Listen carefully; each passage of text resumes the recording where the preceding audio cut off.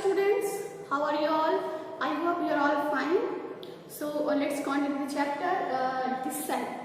So dear students, we have talked that cell is the basic unit of life and all the organisms are made up of cells. So we were discussing about the different parts of cell. Okay, so what are the different parts of cell? Cell membrane, okay, cell membrane, nucleus and cytoplasm, okay, nucleus and cytoplasm. So we have talked about cell membrane or plasma membrane, okay. Now let's talk about cytoplasm, okay. So dear students, cytoplasm, how can you know what is the cytoplasm? Cytoplasm is the constituent and the fluid substance of the cell is cytoplasm, okay. That means if we draw a cell, okay, so this is the outer covering, cell membrane, nucleus and rest of the parts, fluid, okay, this is cytoplasm, okay. So this portion is cytoplasm, okay. So dear students, cytoplasm is the jelly-like fluid substance, okay. Cytoplasm है आपका thick, it is a thick cytoplasm, okay, it is a thick semi fluid, jelly like semi fluid, okay, thick jelly like semi fluid, okay. That means कि पूरी तरह से liquid नहीं है, पूरी तरह से लिक्विड नहीं, उसके अंदर कुछ आपके सॉलिड पार्टिकल्स भी हैं, तो it's semi fluid, okay, and it present between the nucleus and cell membrane. Nucleus और सेल मेम्ब्रेन के बीच वाला जो पोर्शन है वो साइटोप्लाज्म है, ठीक है. And the cytoplasm has 90% water, ठीक है. इसमें क्या होगा, 90% वाटर होता है, ठीक है. रेस्ट ऑफ 10% में क्या होगा, जितने केमिकल्स होते हैं, ठीक है, केमिकल्स यानी कि कार्बोहाइड्रेट्स, प्रोटीन्स, फैट्स, मतलब जो भी चीजें सेल्स के कंपोजिशन में होती हैं वो आपके 10% में होंगी, ओके. बाकी चीजें आपके 90% में हैं. एंड जो साइटोप्लाज्म है, ठीक है, ये आपकी सेल है, ये वाला क्वेश्चन है दैट इज साइटोप्लाज्म. इसमें जितनी सारी एक्टिविटीज होती हैं सेल की, यानी कि जो केमिकल रिएक्शंस हैं, जो मेटाबॉलिक एक्टिविटीज होती हैं, वो सारी आपके इस वाले पोर्शन में होती है, क्योंकि इसमें ही जो है आपके जो एंजाइम्स, जो केमिकल्स हैं, वो सारी चीजें प्रेजेंट होती हैं, ओके. सो साइटोप्लाज्म में क्या होगा, all the chemical reactions occur in cytoplasm, okay. When we see in electron microscope, ठीक है, तो इस साइटोप्लाज्म में हमें जो है दो चीजें दिखती है. एक तो भाई इसका जो मटेरियल है वो दिख रहा है, ठीक है, jelly like substance, semi fluid. इसके अलावा इसमें क्या होगा, जैसा यू नो कि सम स्मॉल टाइनी, ओके, जो टाइनी है ये, उसमें भी जो बहुत छोटे छोटे से इसके ऑर्गेनल्स प्रेजेंट होते हैं, ठीक है, जिसको हम सेल ऑर्गेनल्स बोलते हैं, ओके. तो सेल साइटोप्लाज्म में क्या होगा, कंटेन सेल ऑर्गेनल्स, ठीक है. सो डिफरेंट सेल ऑर्गेनल्स जो है वो आपके साइटोप्लाज्म में प्रेजेंट होंगे. तो we have mitochondria, lysosomes, endoplasmic reticulum and peroxisome, centrosome, ठीक है. बहुत सारे जो है सेल ऑर्गेनल्स जो होंगे आपके इस साइटोप्लाज्म में प्रेजेंट होते हैं, ठीक है. So we will talk about cell organelles later. पहले हम बात कर लेते हैं न्यूक्लियस के बारे में, ठीक है. फिर हम हर एक सेल ऑर्गेनल्स को जो है वो पढ़ेंगे कि क्या होते हैं, उनका फंक्शन क्या है, ओके. बट आप साइटोप्लाज्म से हम समझ लो, जो प्लाज्म जो कि लिक्विड होता है वो साइटोप्लाज्म है, ठीक है. एंड इसमें 90% ऑफ वाटर होते हैं और ये एक तरह से बेस बनाता है, ठीक है. एक बेस होगा जिस पे जो है सारी एक्टिविटीज हो रही हैं सेल की, okay. Clear. Now let's talk about nucleus.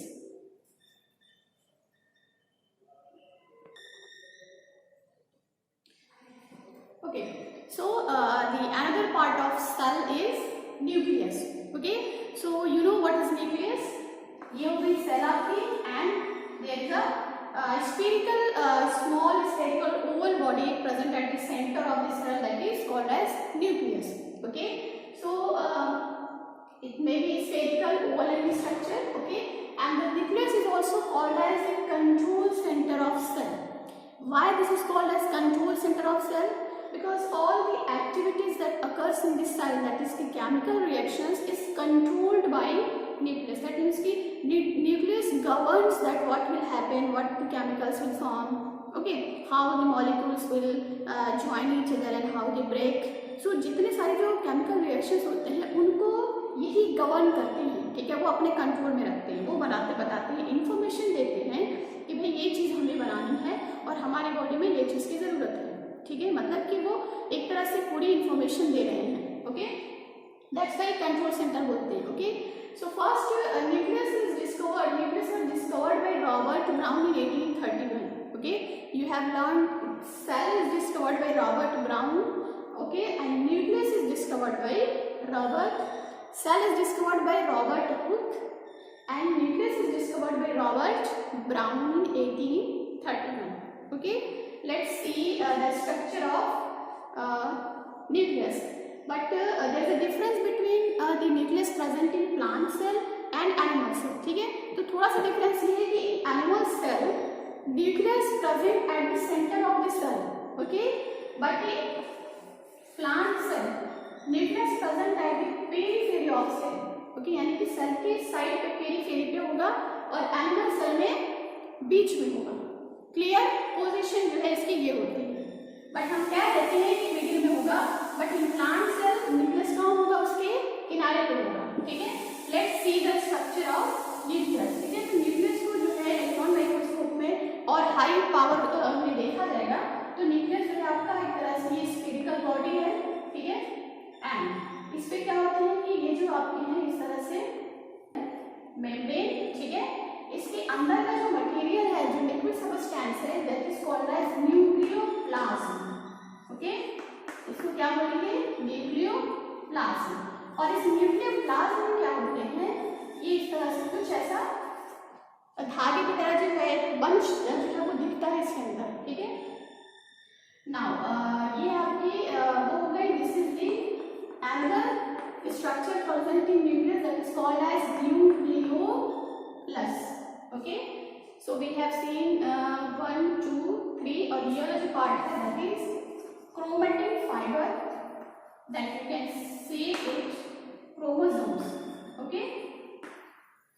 So there are 4 parts present in nucleus, that is nuclear membrane, nucleolus, chromatin fibers and nucleolus, okay. So nuclear membrane क्या है, it is the covering of nucleus, the membrane that covers the nucleus is called as nuclear membrane, okay. And this membrane is ruptures at some places, okay, and forms nuclear pore, ठीक है, बीच बीच में ये टूट जाते हैं और इससे क्या बनता है, न्यूक्लियर पोर बनता है, ठीक है. क्लियर है, समझ में आ रही बात. तो इससे न्यूक्लियर पोर बन गया.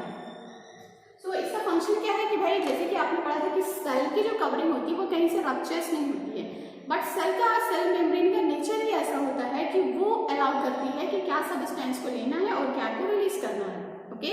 इन एंड आउट जो होगा वो मेम्ब्रेन को तो डिसाइड करती है, ठीक है.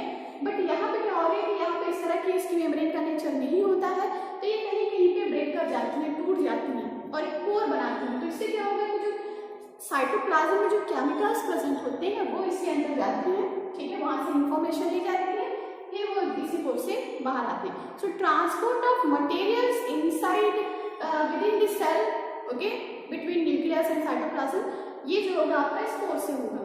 Clear. Now, nucleoplasm, the jelly-like substance present in nucleus is called nucleoplasm, ठीक है. So nucleoplasm में वही कुछ chemicals present होते हैं, water भी होगा, ठीक है. And this nucleoplasm contain chromatin fiber, ठीक है. So chromatin fiber is a dark stream body, ठीक है, वो बहुत ही डार्क मतलब डार्क कलर की है और ये बिल्कुल थ्रेड लाइक स्ट्रक्चर होते हैं, जैसे कि धागे नहीं होते, गुच्छा बना दिया वैसे ही इसके अंदर होते हैं, ठीक है. बट एट सम टाइम, ठीक है, एक फिक्स टाइम होता है उसका जब ये सारे जो है कॉम्पैक्ट हो जाते हैं and they form structure called as chromosome, ठीक है. तो ये जो होंगे आपके एक जो कॉम्पैक्ट होकर क्या बनाएंगे, chromosome. Okay, and this chromosome and this chromatin fiber is composed of DNA. ठीक है, तो ये DNA का बना होता है. You know what is DNA? It is a deoxyribonucleic acid. ठीक है, आपने नाम भी सुना होगा, DNA बोला जाता है. ठीक है, so deoxyribonucleic acid. Okay, and this DNA contains smaller units called as genes. तो हम ये कह सकते हैं कि क्रोमोसोम्स जीन्स के बने होते हैं. ठीक है, जीन्स छोटे छोटे से सेगमेंट्स हैं, उनके ऊपर कोड्स होते हैं, वो ज्वाइन करते हैं, डीएनए बनाते हैं, और डीएनए से आपके क्रोमेटिन फाइबर, देन वो आपका एक जगह कॉम्पैक्ट होके क्रोमोसोम बना रहे हैं. Clear? So what is the function of these things? Gene जो होगी वो आपकी हेरिडिटी इंफॉर्मेशन को कैरी करती है. ठीक है, तो जीन्स में क्या होते हैं कि जीन्स एक पार्टिकुलर कोड लिए रहता है.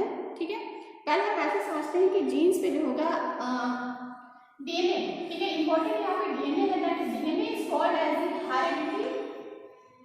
हेरिडिटी सबस्टेंस और heredity material.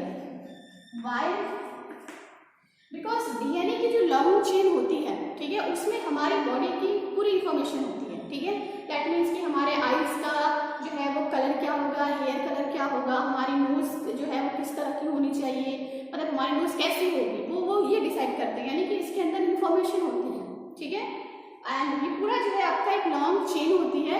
And the segment of DNA. ठीक है, सपोज ये आपका इस तरह से डीएनए है. ठीक है, तो a segment of DNA is called as genes. ठीक है, सारी इंफॉर्मेशन, भाई हमारी बॉडी में तो पूरे बहुत सारे कैरेक्टर्स हैं.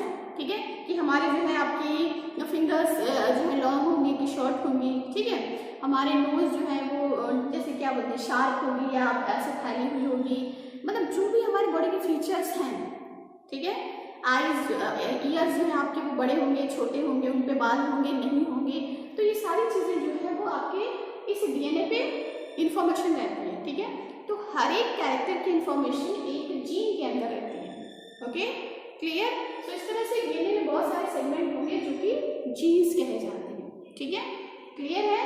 सो और यही इंफॉर्मेशन जो होती है डीएनए के ऊपर, पूरी बॉडी की इंफॉर्मेशन, वो एक जनरेशन से दूसरी जनरेशन, दैट मीन्स कि from parents to their offspring, ये इंफॉर्मेशन जो होती है डीएनए के ऊपर वो ट्रांसमिट हो जाती है. इसीलिए यू सी कि you look like your parents, not exactly but in some features you look like your parents, and you see other animals also.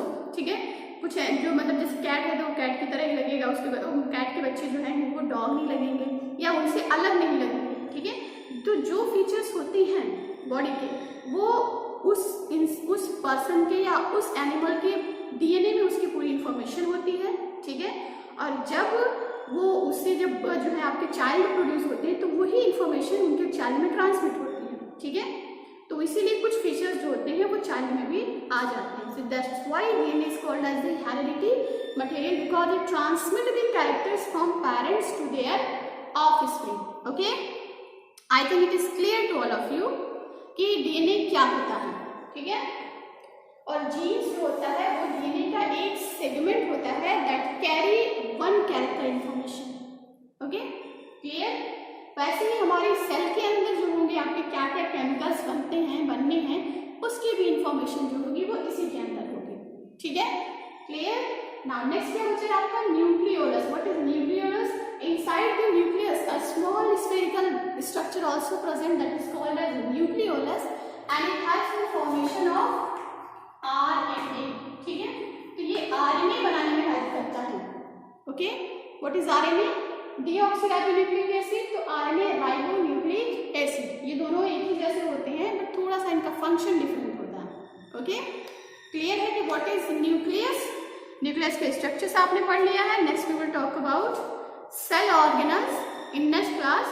And इस तरह से अगर कोई आपसे पूछे कि what is the function of nucleus, तो nucleus control the cellular activities and it has the information, it has the information of characters that it carries information that transmit from one generation to next generation. Okay, so students एक और information ये है कि आप लोग जो है अपना होम असाइनमेंट जल्दी से जल्दी सबमिट कर दीजिए. ठीक है, और लास्ट आई थिंक आपके जुलाई लास्ट में आपका टेस्ट होगा, ठीक है। तो आप अपने से करेंगे तो इट्स बेटर फॉर यू, ठीक है।